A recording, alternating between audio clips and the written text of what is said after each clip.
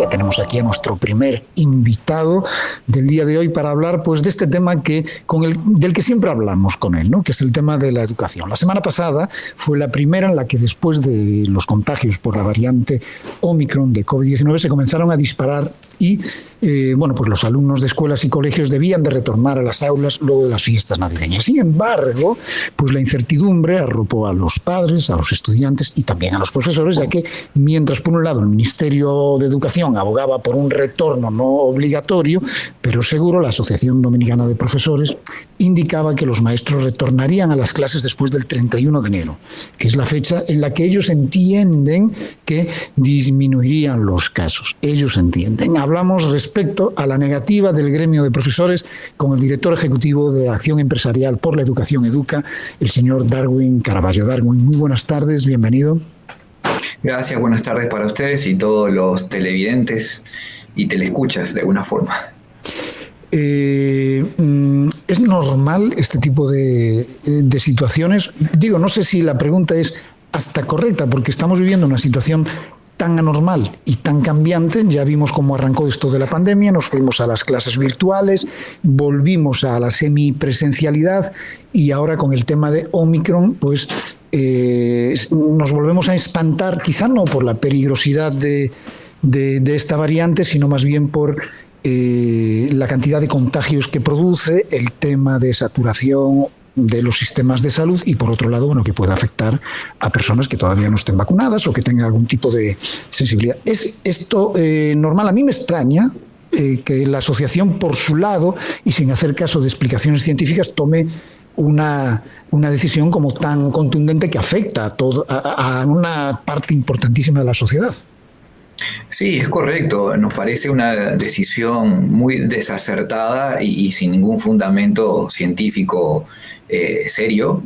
El hecho de evitar la presencialidad en la educación por temor a la enfermedad.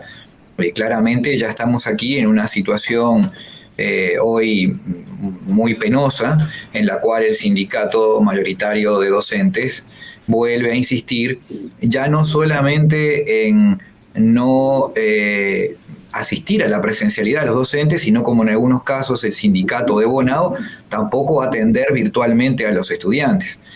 Esto nos parece de una gravedad suprema en la medida de que la educación este año, Pinky, será el año de mayor presupuesto en toda su historia, más de 231 mil millones de pesos que la sociedad dominicana destina al sector educativo administrado por el MINER, y con esto también se esperaban mejoras significativas en los salarios de los maestros.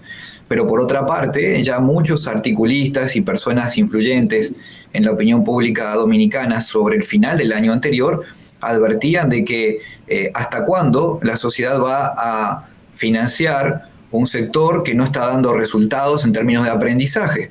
Eso es muy interesante, Darwin. Lo que estás diciendo es súper interesante. Uh-huh. Y la pregunta quizá por la que tendríamos que empezar es: ¿están nuestros profesores hoy por hoy bien pagados? Partiendo de que las pretensiones de cualquier profesional siempre pueden ser muy altas. Pero hoy por hoy, si comparáramos los salarios de nuestros profesores, con todo y tandas, con todo y no sé qué, por sus horas de trabajo y ¿están bien pagados los profesores dominicanos comparados con los profesores de otros países o incluso comparados con los de las escuelas privadas?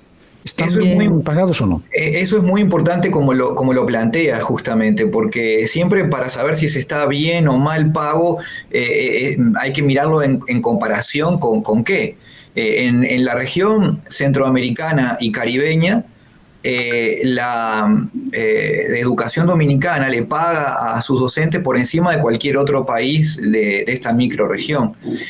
A mí me gusta también siempre mirarlo en términos de Producto Interno Bruto, es decir, Producto Interno Bruto per cápita. ¿Cuántos PIB per cápita cobra un maestro en la República Dominicana? Y mientras en Chile un docente gana el equivalente a un PIB per cápita, en la República Dominicana, el último dato que tenía al respecto era de 1.73, es decir, el esfuerzo que hace la sociedad dominicana por pagar a sus maestros es enorme.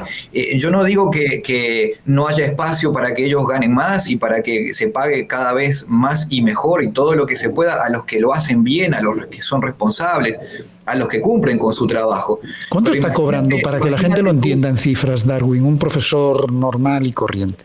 ¿Cuánto puede llegar a sumar? Un profesor en el 2019, datos oficiales del Ministerio de Educación, que es el último dato que tenemos confirmado, fue de están atrás, tenemos, o sea, no tenemos datos del 2020, 2021, ya estamos en el 2022. Sí, bueno, pero yo te estoy hablando del dato oficial. Publicado por el Ministerio de Educación. Yo no, para hablarte de datos oficiales, te hablo del último dato publicado y avalado por el Ministerio. En el 2019. 2019. Esto ha tenido mayores incrementos. En 2020 y en 2021 se esperaron resultados de incrementos salariales importantes y también se preveían incrementos salariales para este 2022, de modo que probablemente un profesor trabajando en jornada completa termine teniendo un salario nominal superior a los 60.000 pesos para 2022. Pero lo que quiero significar con esto es que ese salario oficial hacia el 2019 de 50.600 pesos es más de 2 veces el que se recibía en el 2012, con una inflación que no rondaba en ese periodo el 4% promedio anual. Entonces hay un aumento real del salario docente muy importante, y esto es lo mismo que cuando uno va a pedir un aumento en el trabajo. Imagínate que tú fueras a pedir un aumento, yo fuera a pedir un aumento y no vamos a trabajar, no cumplimos con nuestros productos, no hacemos lo que se nos pide, no somos responsables con la tarea que se nos asigna y aún así queremos pedir incrementos salariales. Allí hay una situación compleja y a nuestro juicio no alimenta ese compromiso necesario que se tiene que tener con la sociedad, porque a veces se olvida que quien financia la educación dominicana son las familias dominicanas a través del pago de sus impuestos. Esos 231.000 millones de pesos es dinero que ingresa al Estado dominicano y que prioriza destinarlo a la educación, que dicho sea de paso, es el más alto del mundo en términos de proporción del gasto público. Esto es, para muchos actores, esto siempre suele ser llamativo. En el 2021, el presupuesto que el Ministerio de Educación recibió superó el 26% del total de los recursos públicos que maneja el Estado dominicano. Esto lo situó en el más alto prácticamente del mundo, digamos, de los principales países analizados que hemos observado, ninguno de ellos supera esa barrera del 26%. Eso es increíble. Y lo que reciben nuestros alumnos es acorde a la inversión que estamos haciendo. Y si lo evaluamos por el resultado que estos exhiben en los aprendizajes, claramente no. Entonces, en una situación de crisis, en una situación donde sabemos ya que la pandemia generó una deficiencia en los aprendizajes durante los últimos al menos 18 meses, ¿cómo es posible que el sindicato mayoritario de los docentes esté convocando a no asistir a las clases, ya no presencialmente, tampoco virtualmente? Lo que sí debo decir es que afortunadamente, y esto es para que la audiencia también lo pueda conocer, afortunadamente, ese sindicato que antes era monolítico, que antes sus decisiones eran incuestionables, está cada vez más perdiendo la credibilidad entre sus propios afiliados.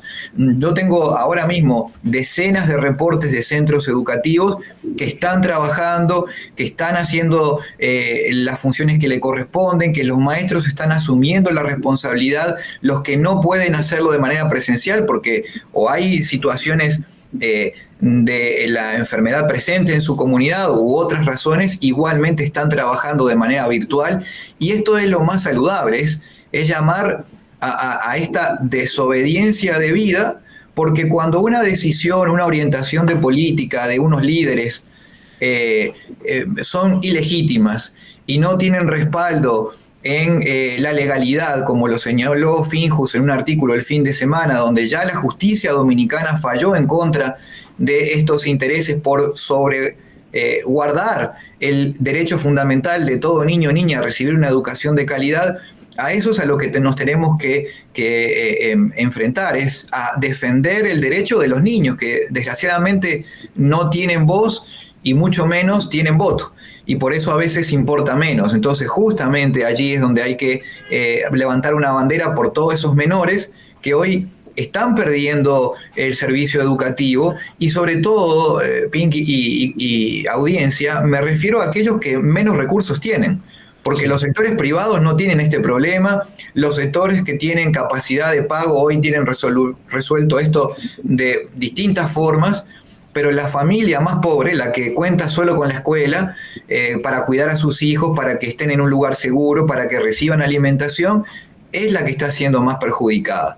Entonces, podría parecer que el argumento de salud es un argumento muy poderoso para cualquier gremio, ¿no? Y pudiese parecer que ellos, escudados en ese argumento de salud, vendiéndonos o queriéndonos convencer de que velan por la salud de nuestros niños, por la salud de ellos mismos como profesores, por la salud de los padres que posiblemente se pudiesen contagiar por el tema del colegio, ¿cómo nosotros científicamente rebatimos este argumento partiendo de la base que entiendo que el gobierno ha hecho todos los esfuerzos para que todos los profesores estén vacunados, para que haya cierto tipo de protocolos, etcétera, etcétera, etcétera? ¿Tienen ellos razón? Lo comento porque habrá muchas personas que, oyendo el argumento simplón, digan, bueno, pero es que ellos están velando por, y yo mismo pudiese decir, bueno, es que de repente hay algún profesor con algún tipo de condición que no les va a permitir asistir a la clase, o de repente es, no sé, ¿es esa la realidad o estamos tan mal a nivel de protocolos de sanidad en nuestras escuelas que de repente ellos tienen razón? A ver, vamos por parte, porque tu pregunta es interesante desde diversas perspectivas. Primero usemos la lógica. Si esto fuera válido para el gremio, como tú lo dices, de los docentes, también sería válido para el gremio de los médicos, y con el mismo argumento los médicos pudieran decir no vamos a trabajar, lo dirían los policías, lo dirían los comunicadores sociales. Exacto. Lo dirían todos los que tienen algún tipo de perfil en la sociedad, y sin embargo el único servicio que hoy está interrumpido es la educación. Entonces ahí ya tenemos un punto. Segundo, está probado en el mundo y en la República Dominicana lo pudimos probar nosotros mismos en un estudio que hicimos junto con la UAFAM, donde demostramos que las escuelas son 5 veces más seguras en términos de contagio que cualquier otra esfera por fuera de la escuela. Porque el problema es que el virus no está en la escuela, el virus está en la sociedad y el docente sigue viviendo en la sociedad actual, sigue saliendo al supermercado a hacer compras, se transporta dentro de la ciudad. O sea, no está en el edificio. Exacto, el niño también sigue saliendo. Se cuida con la persona que le colabora en la casa, con el vecino que sale a conversar. El virus está en el aire de la sociedad y por tanto se van a estar contagiando independientemente de las clases. Mira, el propio profesor Eduardo Hidalgo, a quien aprecio y tenemos una muy buena relación, él reconocía que hay 10.000 docentes contagiados en este momento y las clases están cerradas. Entonces, estos docentes no se contagiaron en la escuela, sin embargo, están contagiados. Obviamente, el protocolo indica que cuando hay un contagio, ese centro educativo o esa sección no puede tener presencialidad. Si hay un docente que tiene una dolencia, tiene una comorbilidad y padece de ciertas características, tampoco debe asistir. Eso ya está todo regulado desde el año anterior. La comunidad educativa aprendió a aplicar este protocolo. No olvidemos que en las escuelas, además, los niños se educan a sí mismos y luego educan a la familia en protocolos y hábitos de higiene y hábitos saludables para prevenir la enfermedad. Entonces estamos perdiendo como sociedad esa capacidad que tiene la escuela de llevar este saber a la comunidad y a los propios hogares. Es verdaderamente preocupante porque además, como mencionábamos, ninguna evidencia seria, ninguna evidencia sostiene que la escuela hoy es un lugar que potencia los contagios. La escuela no es insegura y por supuesto no es más insegura que ningún otro espacio que hay en la sociedad.